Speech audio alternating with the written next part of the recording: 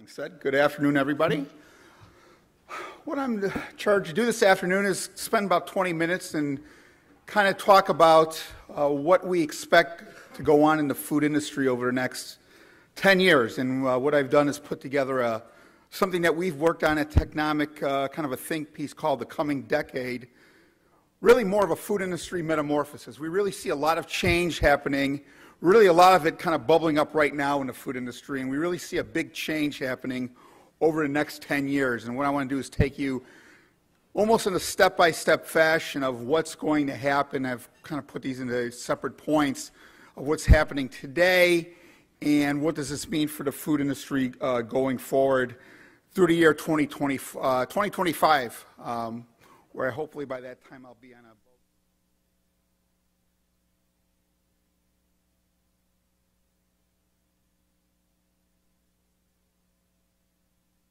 because it's ingrained in my mind. But anyways, first thing to talk about, kind of to step back a little bit and talk about what's been happening, and we really see this as more of a longer-term trend, is that we're really entering an era, or have entered an era, where costs are escalating far beyond the historical pace. You know, if you look back, maybe starting 5 years ago and looking back, we really were in a very low inflation period in the food industry. Now we're starting to see a lot more inflation occurring. First of all, from a labor perspective, we're starting to see, especially when you look at fast food or the restaurant industry, higher mandated minimum wage. You know, in Seattle, $15 minimum wage is one city that's mandated that. We're starting to see a lot of rumblings of unions and so on and so forth. You know, that has huge implications, especially if you look at a city that's maybe dealing with, has dealt with an employer that's dealt with $7.25 and now taking it to $10 or $15. It has huge implications to their bottom line, obviously. We're seeing skilled worker shortages in many areas. That's a problem that's going to increase wages as well. And now you're adding on top of that benefits, especially health care, with the Affordable Care Act kind of taking into account as well. These are all big things that are obviously impacting the food industry, and all businesses overall if you kind of look at it. Commodities, okay, a big thing. Commodity prices, again, looking back 7 years and going back, very, very little inflation overall in the food industry. Now we're seeing a lot of volatility, pushed by weather issues. Looking at global demand being a big issue, you know, availability for certain commodities. You know, beef prices are at record highs today. Big push on commodities. That's increasing costs not only for the consumer, but think about processors that use these products in their finished goods. Again, big push in the industry, big issue. Looking at regulatory and compliance costs, you know, if you're looking at traceability, labeling, nutritionals you have to get involved in. You're looking at licensing and training employees to be more, you know, working in a processing environment takes more training. You have to be more astute. You have to know a little bit more about computers than you may have in the past if you're working in a processing environment, or even fast food. You have to be a little bit more trained and skilled to do some of these things that you may have 10 or 15 years ago. So that increases cost. And especially if you're in a fast food environment, there's a lot more turnover. So that increases cost too. So if you're working in that environment and own a business in that environment, again, that puts more pressure on your bottom line. Then you're looking at transportation logistics. You know, we talk about the infrastructure being in disrepair. You know, look at roads are bad, bridges are bad, puts more pressure and issues with regard to your equipment. You know, you're looking at the useful life of a lot of equipment not being as long as it has been in the past. You're looking at things such as capacity issues. And we all know about driver shortage issues, so costs regarding transportation is going up. And then as I talked about before, weather, not only when we start talking about commodity costs, when we talk about drought in the West Coast, but you know, you're looking at utility costs. If you're looking at very hot weather, obviously cooling costs go up, very cold weather, heating costs go up. Insurance costs are going up tremendously because of all these different issues. Property damage because of catastrophes. Delays in terms of transportation. You know, you're looking at spoilage issues. Again, big cost issues. And then on top of that, you've got user fees, special taxes as municipalities, counties, states are trying to make up budget shortfalls. this is all putting pressure on our industry. So overall costs are going up, and as you see, there's a number of points behind that.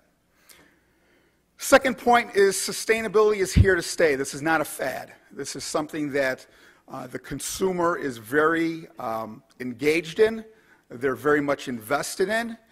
And what we're seeing is that the retailer, the food service operator, the processor manufacturer, they're realizing this, and they're doing a lot of things behind it to satisfy their customers, the consumer. And this is just based on some survey data what we did with food service operators, and this is the percentage of food service operators agreeing that each of these issues will have at least a great or moderate influence on the types of products that they're going to buy for their operations in the future.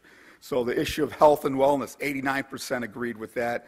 Buying local, no chemicals or pesticides, clean labels, sustainably produced, no hormones, antibiotics, humane animal treatment. Okay, we've heard all the big chains. You know, McDonald's have made announcements behind what they're going to be doing with chicken and milk. You know, Panera Bread, Chipotle has been always at the forefront with this. We're hearing, again, some of the more traditional players in the market making announcements of what they're going to be doing. You know, no gestation crates, free range. All those type of things are now filtering down to the more traditional type of operations that these are the types of products they're going to offer to consumers. So it's no longer just a niche that is offering this. We're seeing this more to the broad-based market. And this is going to continue because this is what consumers are asking for. Value dimensionalization. We're seeing value being, we're seeing it more and more in two types of dimensions. One being kind of the traditional dimension, which is when you talk about value, I kind of think of it as the Walmart value definition, which is you get good quality and it's a low price. Okay, maybe consumers more and more are not thinking of Walmart if you look at some of their results, but it's good enough quality and it's a low price. That's what I'm buying for. And that's more, if you think about that definition, it's towards more of the lower demographic, the lower income groups. But we're starting to see a more contemporary definition emerge. And this is, again, more for the more affluent, but we're also starting to see the middle class being very much attracted to this definition and defining value in the same way. And it's about exceptional quality. It's about a myriad of other factors, and those factors could be the atmosphere of the operation I'm going to. So it could be the restaurant, it could be about the atmosphere, it could be the exceptional service, or the ability to pick the ingredients or watching the product being made in front of me. Or it could be in a grocery store where I'm watching where the actual butcher is cutting the meat for me. Or just having these wonderful, wonderful cooking stations in a grocery store. There's a number of different factors. And at the end of the day, it's a fair price. I'm not saying a low price. I'm willing to pay more for it as long as the quality is exceptional and all these other value-related factors are behind it. And again, that's the new definition of value for many consumers, and it's growing. So at the end of the day, it's not about low price, it's fair price. I'm willing to pay more for it. Transparency. This is becoming more and more imperative. And there's a great quote from if you're not familiar with Ketchum, they're one of the leaders in food marketing, PR, as well as advertising. When questions don't appear to be answered or to be clearly addressed, the assumption is we're hiding something. So consumers today are conditioned to be able to get information as quickly as possible. I go on my iPhone, I Google something, and I can get information as quickly as possible. It's very easy in retail to get your information in terms of what's in a product. Try to do that in terms of a menu item in food service. What's in a Big Mac as an example? Well, they're getting better at McDonald's at providing what are the ingredients, etc. But in a lot of other brands, you're not able to get that information. So the perception is they're hiding something. Consumers want to know exactly what they're eating, how much of it they're eating, what are the calories, what are the fat, and all those other types of things. Transparency is going to be very important because if you're not providing that information, the perception is that you're hiding something. The term local, we hear this term local, and I'll give you kind of what my spin is on it, but the term local is very, very ubiquitous. It's being used with all in conjunction, and it's being confused with a number of other terms. And the terms that are being used with local are things like social responsible, and it's fresh, and it's high quality. People even say, well, local means sustainable, or local means it's healthier, it's better. We're seeing a lot of things with local. Local is a new buzzword about better foods. If it's local, it's got to be good. That's what we're hearing from consumers today. And here's a number of definitions that we hear from consumers when we do focus groups. Things like, when it's local, it's fresh and natural. It's from a family-owned producer. It's delivered direct by the producer to the store or even to the consumer. It's artisan, or it's a craft product. It comes from a small-size producer, or even, well, it's within 150 miles of the point of sale. That is local. A lot of different definitions. There's not one definition. I personally think the term local is being misused. I think really the term local, with the real crux of it is food with a story. Because for the consumer, it doesn't really mean, how far away is it from. Here in Chicago, if it just happens to be a product that's made by a processor that happens to be processing soup and putting it in a can, and it happens to be down the street from me, and it ends up in the shelf of a store that's 2 blocks away, is that local food, and is that good for me? Well, it's local, it's 2 blocks away. But how about if there's a pig farm or a pork producer or a pork farm in Nebraska, and it's a family that has 50 pigs, and they've been raising pigs for 3 generations, and it's a family of 4, and it tells a story of how they breed a special type of pig, and they do this, that, and the other thing. They're free range, no gestation crates, and it's a certain flavor, and mom stays at home, dad works the fields, whatever it is. It's a food with a story. That's where the rubber hits the road. It's the story behind the food, not necessarily the local piece of it. Now, with some products, such as produce, as an example, local may have more of an affinity in terms of destination or location. But with a lot of the foods, it's, again, food with a story that's more important, we believe, or I believe personally. And if you look as an example here, your Shake Shack here in Chicago, they've partnered with a local bakery, and they make some s'mores concrete made with a pie from a local bakery here in Chicago. And Five Guys, as an example. If you ever go into Five Guys, they always say where the potatoes are from. Well, I don't know many potato farms in the area of Chicago here. If my geography is right, North Yorkshire is in Ireland or in England. But again, there's this affinity again, thinking, okay, this is it's from somewhere with a story, and that's where the most important thing is about food with a story. Definition of healthy is changing. It has changed. It has evolved. If you go back to the 1990s, let's think about 1990s. Remember about all the foods, low fat, low calories, no saturated fat, listed in all the products, And what were the things about those? They didn't taste good. Remember Snackwells? We all bought, Snackwells are the greatest thing in the world, 2 calories or 1 gram of fat, 90 calories, but nobody told us we couldn't have 3 boxes at a sitting, did they? We didn't lose any weight on it, did we? Nope. Again, it was all about denial, what we couldn't have. We couldn't have calories, we couldn't have fat. Americans don't like to be told what we can't have, okay? It's what you can't have. That was the 90s.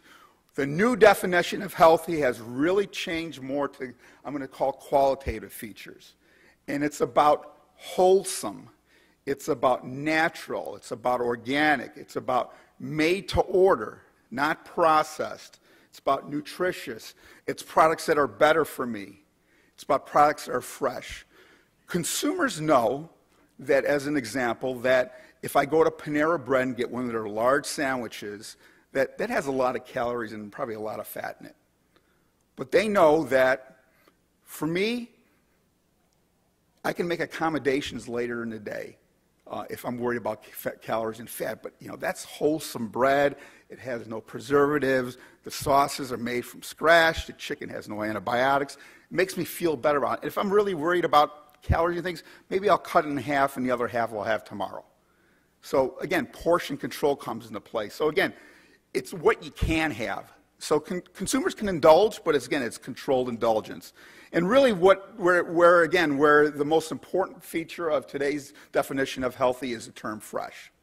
If you look at any of the fast-growing chains, whether it's in their name, in their tagline, or how they describe menu items, you're going to see fresh. You know, Baja Fresh, okay? Freshie is a chain. Or they're going to describe in their menu item, they're going to use the term fresh liberally. So again, keep your eyes out for that. So food and beverages in the future will be characterized by a number of issues. First of all, less processed.